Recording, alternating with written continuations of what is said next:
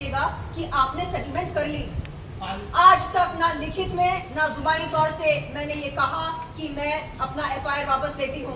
मेरे जीते जी वो एफआईआर कभी वापस नहीं लूंगी। बात सुन लो और समझो।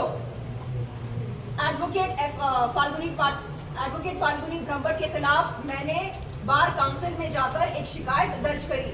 मैंने कहा बार काउंसिल के रिस्पेक्टेड ऑफिसर से कि सर, एडवोकेट फाल्गुनी ब्रह्मभट्ट एक एडवोकेट होते हुए, एक महिला होते हुए, हिंदुस्तान की नागरिक होते हुए तमाम मीडिया वालों के सामने उन्होंने मेरे आपत्तिजनक फोटोज और वीडियोस दिखाए, मुझको जलील किया, मेरी इज्जत उछाली। एक वकील होते हुए वो ऐसा नहीं कर सकती है। वो बोलती है हाँ मैं अपने किए पर शर्मिंदा हूँ। हाँ, तो रिस्पेक्टेड ऑफिसर ने मुझसे पूछा आप क्या चाहती हैं? मैंने बोला सर, ये कह रही है कि ये अपने किए पर शर्मिंदा है, ऐसे नहीं चलेगा। इनसे कहिए कि मीडिया के सामने मुझसे माफी मांगे। अगर सच में ये शर्मिंदा है तो उन्होंने उस दिन, ये बात है 7 अगस्त 2023 की, इसी महीने की, तो उन्होंने उस दिन ऑफिसर के सामने कहा जी सर, सर मैं एक प्रेस कॉन्फ्रेंस रखूंगी सर, और उसमें तमाम मीडिया वालों के सामने मैं शर्लिन चोपड़ा से माफी मांगूंगी।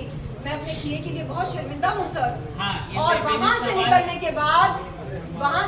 के बाद वो मुझे धमकी देती है, बोलती है कि जो एफआईआर आपने दर्ज कराई है राखी सावंत और मेरे खिलाफ, वो आप वापस ले लीजिए तो ये माफी आपको मिल जाएगी। मैंने कहा आप क्या बात कर रहे हो? आप क्या बात कर रहे हो? एफआईआर अलग है और बार काउंसिल में जो मैंने शिकायत दर्ज कराई है वो अलग है। ये दो अलग अलग मुद्दे हैं, आप मिक्स क्यों कर रहे हो? तो तब मुझे समझ में आया कि उनकी मंशा क्या है। माफी मांगना उनकी मंशा नहीं है। वो चाहती हैं कि जैसे तैसे मैं उस एफआईआर को वापस ले लूं, और मुझे कहती हैं कि असल में मैं बहुत परेशान हूँ, मैं एक बच्चे की माँ हूँ, मुझे उसके लिए फिक्र होती है, और ये राखी सावंत मुझे बहुत परेशान करती है। मैंने कहा मैडम, जो कुछ भी है ये आपका पर्सनल मैटर है, ठीक है? हम मिले क्यों यहाँ पर, आए क्यों बार काउंसिल पर? क्योंकि मैंने शिकायत की आपके खिलाफ, ठीक है? उस मुद्दे पर हम बात करेंगे। तो आज ये कहती है कि नहीं हमारी सेटलमेंट हो गई। अरे कोर्ट ऑफ लॉ में रिस्पेक्टेड जज साहब के सामने आप क्या बोलेंगे? वो पूछेंगे आपसे अगर सेटलमेंट हुई है तो बताइए कहाँ हुई, कैसे हुई, है क्या लिखित में? अरे सेटलमेंट का मतलब क्या होता है? एक प्रॉपर डॉक्यूमेंट होता है। सर आप बताइए सेटलमेंट कैसे होती है?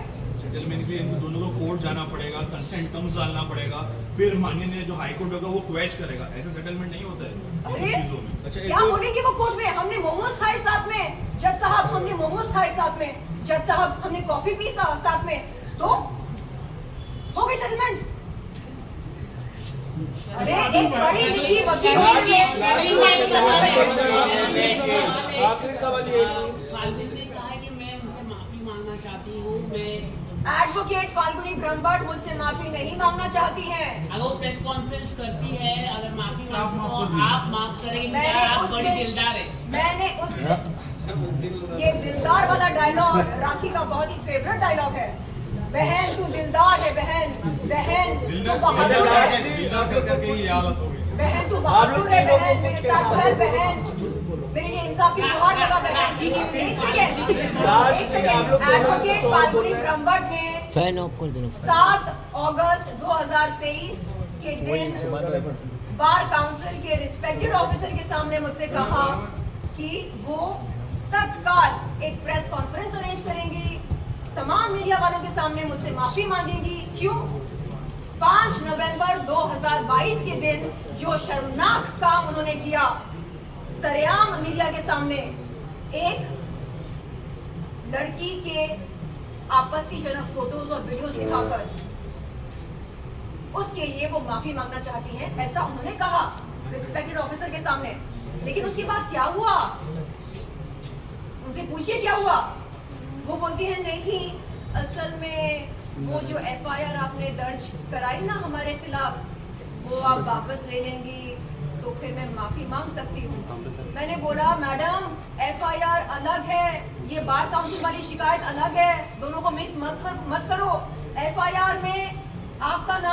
राखी सावंत का नाम है। बार काउंसिल में मैंने जाकर शिकायत करी आपके खिलाफ, तो आप अभी उस शिकायत के बारे में बात करो।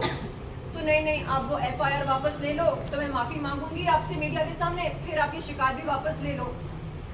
मैंने कहा क्या है ये, आप डील कर रहे क्या मेरे साथ?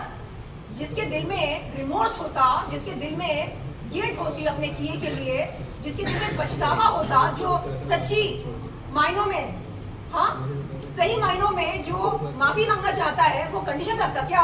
नहीं आप ऐसा करो तो मैं सॉरी बोलूंगी, आप वैसा करो तो मैं अपोलोजाइज करूंगी। क्या है ये?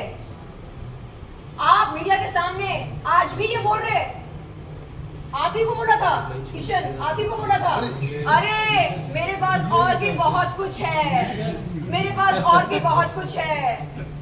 शर्लिन चोपड़ा को बोल दो कि अगर कोई शरीफ औरत, शरीफ महिला, हाँ आ जाए, अगर कोई शरीफ महिला बात करना शुरू करे तो फिर सोच लो क्या होगा। अरे क्या शराफत शराफत शराफत का पाठ पढ़ा रहे।